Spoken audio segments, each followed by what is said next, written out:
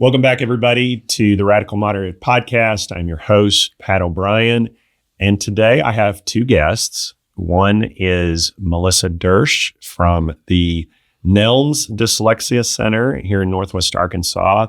My other guest is Scott Simon from the Don and Millie Nelms Foundation. Welcome. How is everybody today?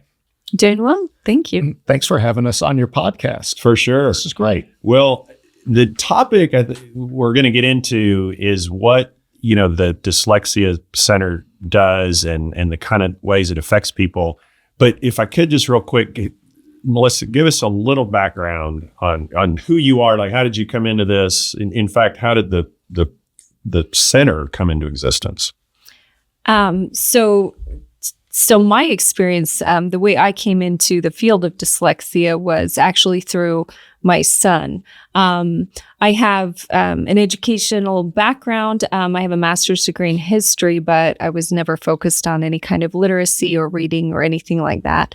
But when my third child was unable to read, I asked at the school. We were living in Minnesota at the time, and I was looking for resources to help him, and there were no resources available. And so I had to get my own training to figure out the best way to help him. And so as I started becoming trained in the field of dyslexia and dyslexia remediation, I suddenly became very in demand in my neighborhood and at my church and everywhere in the community. And so that kind of led me on this professional path to dyslexia. So we've been in Northwest Arkansas for about 13 years, me and my family, and I have had additional training during all of that time. And I had a center in Bentonville that I started, and I had a few therapists working for me there. And then what year was it that I met you? 2023. 2023, I got an email from Scott Simon, who was working for the Don and Millie Nelms Foundation, and he explained that they were going to be investing in a nonprofit dyslexia center in Fayetteville. And so through discussions with him and through the next few months, I decided I wanted to be part of that. It was very exciting to have the scale of resources that they would have available to help the students and the teachers and the families in Northwest Arkansas. So that's how I became associated with the Nelms Dyslexia Center. And we've been opened since August 2024. Yeah, about a year and a half. About a year and a half. Let me go back. You said you found out your son couldn't read. How did that happen? Like, did somebody was he even in school? Like, how did you even know that the problem existed and what the first steps were? Yeah, so he was my third child. My first two were very talkative. They talked all the time. And so he was a little bit slower in developing speech, but I kind of felt like that was a relief. It was one less conversation that I had to have at the same time. So he just kind of, everything just took longer. Learning his letter sounds, learning his alphabet, learning his colors, everything just took longer. In kindergarten, we worked really hard to get him all of his letter sounds. Where my older two kids they just absorbed it. They just learned things. It was like breathing. But it was always really difficult for him. So in first grade, he wasn't reading, got very far behind. At the beginning of second grade, they said, well, he's a boy and he had a really rambunctious first grade class. So I'm sure it'll be fine. And I met with the reading teacher and she said, oh, he'll be fine. And then she looked down at his records and said, oh, wait, he's in second grade. I thought he was in first grade because that's how far behind he was. Oh, wow. So I said, well, what are we going to do? And she literally shrugged. She literally looked at me and shrugged. So I had a friend who had experience with neurodiversity. Anyway, she told me, I needed to homeschool. And so I homeschooled him for a year, but I still didn't have the tools that I needed to help him because I didn't understand it was dyslexia. So he made progress, but not enough. And then he went back to public school in third grade. He was almost where he needed to be, But by the end of third grade, he had fallen off the cliff again. He just had made no progress. So they were about to put him in special ed. I had a teacher who told me she just didn't think that he could learn at all. Oh my God. Yeah. This is where his self-esteem was starting to really crater. I would find his spelling tests ripped into little tiny pieces at the bottom of his backpack. There were all these pictures that everyone had made. They'd drawn pictures and they wrote a sentence. This year I want to, and everybody was like, ride a horse, be better at ballet. And my son wrote, I want to read. That was it. He's 8-ish, like how, and to go back a second, did you get a diagnosis? Like I'm hearing, hey, he's having issues and all that, but did you even call it dyslexia or know that was the exact thing that you had to try to fix? No, I didn't know. And it was never said there. And that's, his interventionist was like, I think he's just, we can't say it anymore, but I think he's just one of those kids that can't learn. But it was the end of third grade that a different friend of mine said, maybe it's dyslexia. And I'm like, I don't think it's dyslexia. I think you just can't learn. And she's like, no, I think it's dyslexia. And as a mom, it's hard because you want to do what's best for your kids. You want to be realistic about what's going on. But I just needed more information because it was just, it is dyslexia for him. And so at that point, I started getting the right tools. And so I was trained in a structured literacy program that I could do with him. So through fourth grade, I drove to his school, took him out during the time that he would regularly have an intervention. I took him home, gave him a lesson, drove him back. I did that every day through the entire fourth grade year. By the beginning of fifth grade, he tested proficient in reading the first time ever. Now, you said that he's your third child. Mm-hmm. What was it like for the whole family? Like with the older siblings, did your son's challenges with reading crop into that, or was it more very natural with them and they would play or not or beat each other up? Like, do you think it affected the dynamic with his siblings? I don't think so. And the reason is because, and this is true of a lot of people with dyslexia, my son is incredibly empathetic. He has just the sweetest personality and he reads people very well. And he was just very loved by everyone around him. He always had friends. He always, and his siblings all got along with him really well. And I really do think that's part of, some of the advantages that some of the neurological advantages people with dyslexia have that maybe aren't as noticed or as celebrated. But one of those things is kind of a natural gift of empathy. So that helped a lot. I want to come back to some of these experiences, but I'll give Scott just a second. Like, it sounds like the smartest move you ever made was reaching out to Melissa, but explain your role. How did you come to what you're doing and what made you seek her out? Had you been looking for other people? Like, how did you even hear about her? Thanks for asking. And thanks again for having us on. This is fun. And it's fun doing, something with Melissa for the first time like this. So I used to have a career in conservation. I worked for the Nature Conservancy, which was awesome, working with partners, developing conservation programs in places around the state. And Don Nelms, had become a friend and a mentor and was on the board. And so he was on the board for a period of time. And then even afterwards, when he rolled off the board, I continued to be the director for years, but really relied on Don's advice and guidance as we were just, developing conservation projects around the state and in other states and countries. And then when it was time for me to finish, Don and I talked and he said, I'd like to develop a foundation. And I said, well, that sounds really interesting. And so that's really just how we started working together. So Don and Millie, Nelms, brought me along to work with them to help develop his foundations and associated charities around dyslexia, and then maybe some conservation in the future, but it's really dyslexia focused. And if you know Don, He's just a very, very insightful, smart, strategic, thoughtful person. And so the first thing he wanted us is Jessica Robertson and I manage the foundation together. Jessica, longtime family office employee of the Nelms family, just to really understand and learn dyslexia and learn the research, the information, what it's like for families, for students, how the schools, how the broader educational system is working with it. I don't have, I'm not a trained educator, don't have a background in it. So really all this learning was from the ground up. And it was an incredible opportunity to get to learn that.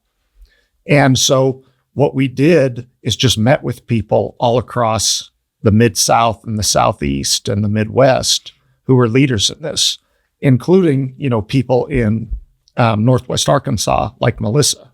So we had met really in the beginning where we did not have any strategies or plans. We were just learning and met with a variety of people. And then when some of these advisors said, okay, here are the main things that are needed in the world to help students with dyslexia, they also said, and you know what? We need a high quality dyslexia center, in this region, in this multi-state region, and in Arkansas, and really focused on teacher training. And so then as our conversations refined with all these people, and working with Melissa, we're like, this would be an incredible person to get to work with. So you kind of did all the due diligence, you had a basic mission, and then it seems like it all was kind of fitting together. One thing for the audience, if you're outside of Northwest Arkansas especially, Don Nelms is a longtime successful business person in Northwest Arkansas, definitely charitable man, but he has dyslexia, right? This is a defining characteristic of who he is and probably has a lot to do with how he was so successful. And I think that in and of itself would be a great story. But to kind of talk about these experiences, because I'm intrigued, like what happened with your son and how you came to be a part of all this. You've been in this new role where you've had a center, and Scott was saying maybe multi-state, or how far away are people coming to have any kind of interaction with this center right now? We often get people, fairly close. We have people that come from Oklahoma. We're having someone from Louisiana come to one of our trainings. We've had people as far away as Idaho come to our trainings. So I imagine it will grow as this, as our programs continue to grow.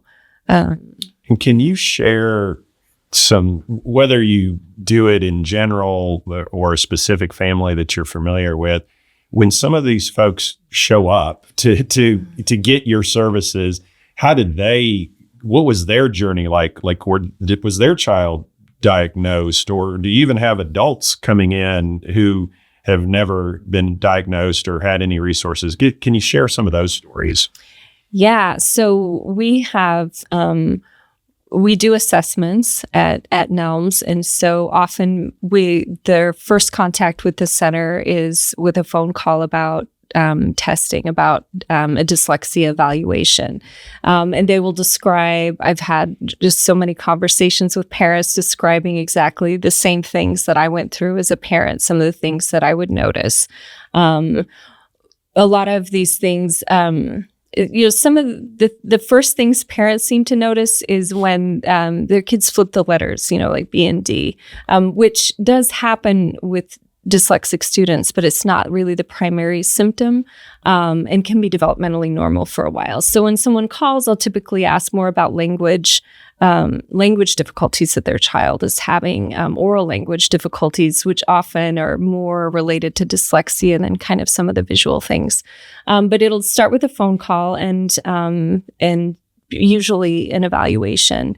And when we have that, when I meet with parents to give back an evaluation, it is, it can be very emotional. It's usually very validating. It's all the things that they've seen and just haven't understood how to put it together. And the test that we give also looks at some of their strengths. And so we can say to parents, look at how, well developed your child's vocabulary is. Look at how well how good their reasoning skills are. These things are so strong, and that's not why your child is having difficulty with reading and spelling. It's not because they're not smart. It's not because you didn't read to them. It's not because you didn't do everything right. It's because they have this neurological condition of dyslexia that makes it very difficult for them to read and spell. But they're going to be fine. They're going to be successful. They're going to get the right remediation, and you're going to help them to develop all of these wonderful skills that you've already seen, that you already recognize in your child. You're going to help them develop those while we work on the reading and spelling. So, when you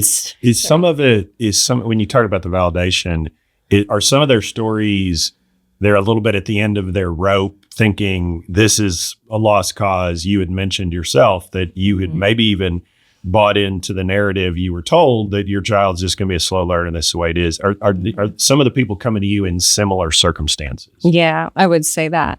They love their child, and they know that they're smart. They know that that they have gifts and talents, but some of those gifts and talents don't always translate into the word smart. They're this beautiful creative artist. They're wonderful at sports. They love to sing. They do all these things.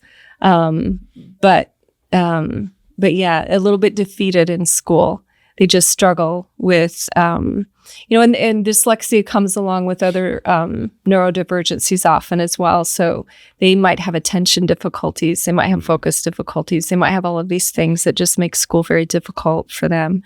So to get some validation behind that and to know that there are tools to help them succeed.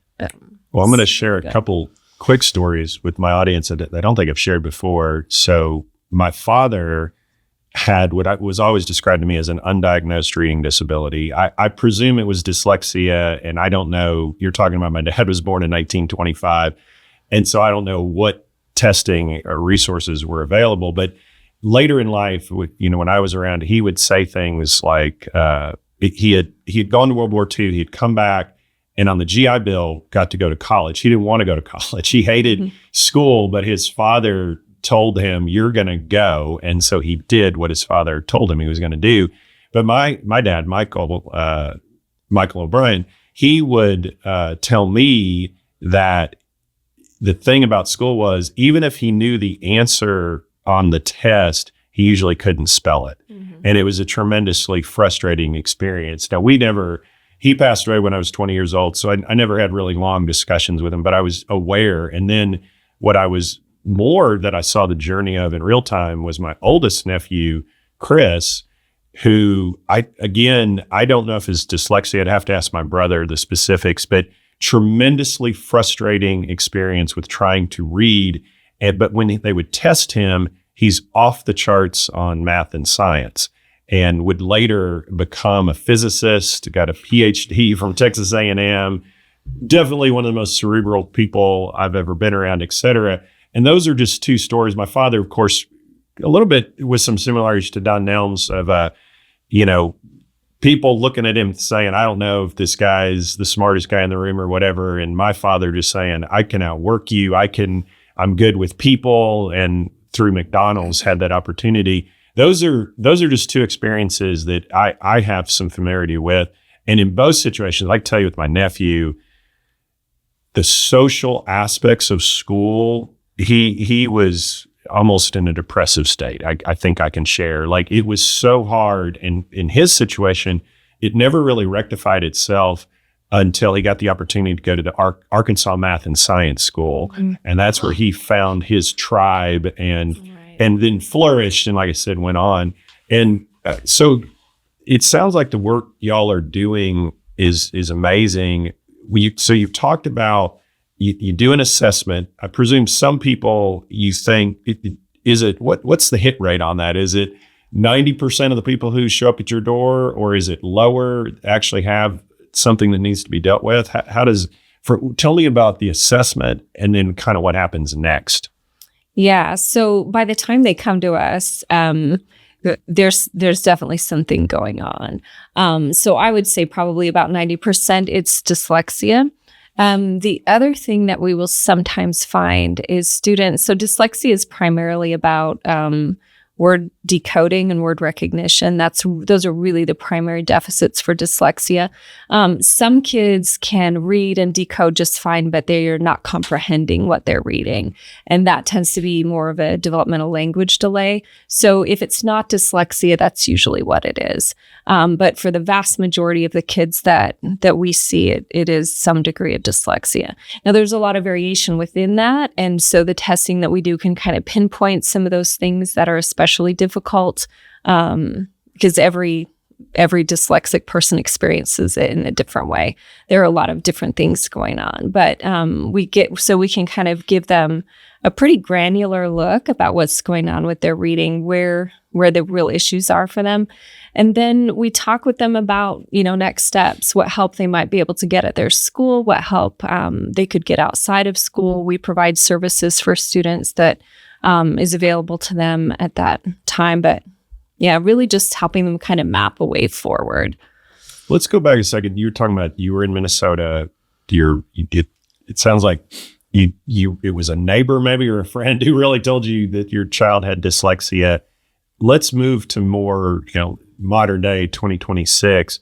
Is there a system that people is it through the schools, or where does someone know? Is there any kind of comprehensive way that children are tested or made aware of these things? Or is it still more common even today that people kind of figure it out later down the road? We're doing better.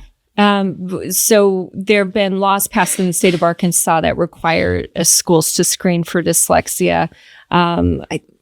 Kindergarten through third grade right now, right? The primary screening takes place. Yes. K through 3. So all kindergartners through third graders will receive a screening. So they have a level 1 screener. And then if you fail that, then I can't remember the amount of time, but then there's a level 2 screener. So they are watching it at the schools, but it's that's what the law is. It's inconsistently applied across districts and in different parts of the state. They're working on, maybe Scott can answer this better. They're working on a screener, a statewide screener, the Atlas screener. Yep. You want to talk about that for a second? So it's really interesting how it all plays out in different states. Arkansas is really one of the leaders. It has really robust laws. A group of parents and relatives work together with some legislators, among the best laws in the country. And so as a consequence of that, if you're a student with reading difficulties, at least 2 times during the course of the year, you're going to be screened for dyslexia and other, learning differences. And then there's a certain amount so when you're, K through second grade, maybe K through third grade. And so then there's a certain amount of time. If you screen and flag with problems, they do an in-depth look. And then if you're, have identified dyslexia, then you're supposed to be in specialized instruction, with somebody qualified with specific curriculum. Arkansas and a few other states will have things like that, but for the vast majority of the country, it's still like Melissa said. No systematic screening and people without, really knowing what to do with those students. It's just kind of shocking to me, but I have a question that might help alleviate my shock. Do we have a sense of what percentage of the U.S. population is dyslexic? And do we think that that's been a stable percentage, whether we tested for it or not? What do the numbers look like? So it's sort of interesting. While Jessica and I were learning about things, you can become sort of evangelical about this as you realize it, because the information has been out there for a while. Really good work and research out of Yale University with the Shawitzes, and a lot of work at Texas Scottish Rite Hospital. 20% of the population has dyslexia, up to 20% of the population. That's a lot of people. Oh my God, yes. And then I'm going to add some more stats. And then it plays out in our society very interestingly. So people with dyslexia have many neurological advantages. Their brains are wired and work differently, which, allow them to succeed in many areas: business, science, physics, the arts, entrepreneurship, sports, inventors. These people, they're problem solvers. I mean, they enjoy complexity, figuring things out, helping to get their arm around a problem, rallying a team, being leaders. 35% of our country's entrepreneurs have dyslexia. Wow. So just, all sorts of, because of their neurological advantages, all sorts of leaders, have this neurological difference. One of the things that Don Nelms, envisioned in the entrance in the lobby of the Dyslexia Center, and it's cool to see, is there is a wall of people who have made massive societal, influences and changes. Can you give a couple examples? Of all sorts of presidents, like Eisenhower and Kennedy, sports leaders like, Magic Johnson, Muhammad Ali, inventors like business leaders in technology like Steve Jobs and Bill Gates, the invention of the telescope and the telephone, and, actors like Whoopi Goldberg and Tom Cruise, and, on and on and on. Now, on the other side, if you're a student with dyslexia, in an educational system that doesn't know what to do with you, and I'm completely generalizing across our country, but the people there, don't have the skills to be able to identify it, and they don't have the tools and the experience and the skills to provide them the instruction that those students need to learn how to read. It really sucks. It's a very hard road. So the neuroscientists that we've talked to say, at age 4, a student knows they're different. The other students around them, they're starting to pick up the letters and associate them with sounds. At age 5, they're clinically anxious. At age 6, they're clinically depressed. And then they're just in trouble. Right. Then the whole conversation becomes about a behavior issue because they're bored out of their ever-loving mind, and they're frustrated and embarrassed, and school, just becomes horrible. And you've got kids that are, then you've got illnesses and all sorts of things, just avoiding having to be put in that situation. And then societally, high incidence of dyslexia in the homeless population, substance abuse, prison. Yeah, that was the first place I was going to go to. Texas. Let me do this because we've got just a couple minutes left in this episode. I think in the next episode, I'd like to get into, I'm still processing, quite frankly, the 20%, because if you think that, that's just massive. If it was 2%, you say, well, now that's partially why it's still not as developed. The systems aren't as developed as they should be. But when it's 1 out of every 5 people, I just think the structure of how we handle this should be a lot more impressive than what you shouldn't have people figuring it out on their own. But be that as it may, I guess that's where we are right now. Melissa, I'd like to give you an opportunity for if somebody just listens to this episode, where are you guys located? How would someone Google you? Give us a quick, how do they interact with you? How do they reach out? Do they have to pay? Is it free? Give us a little bit of that. Yeah, so it's Nelms Dyslexia Center. We're located in Fayetteville. You can give us a call or Google us or look on the website. It's nelmsdc.org is our website. When you give us a call, we'll answer any questions that you have about dyslexia. We'll talk to you about whether or not an evaluation might be appropriate for your student. There is costs associated with getting an evaluation and getting therapy with us, but we can help guide you through kind of that whole process. We are always willing to look at testing information or anything that parents have collected from other sources to kind of look and see what might be going on with their children. Well, this has been very enlightening, and I appreciate you sharing the story about your son. I think that just really brings it home for parents and really probably for anyone. And to my listeners, I want to say thanks for listening this week. And that'll wrap up this episode. And that's the POV of POB.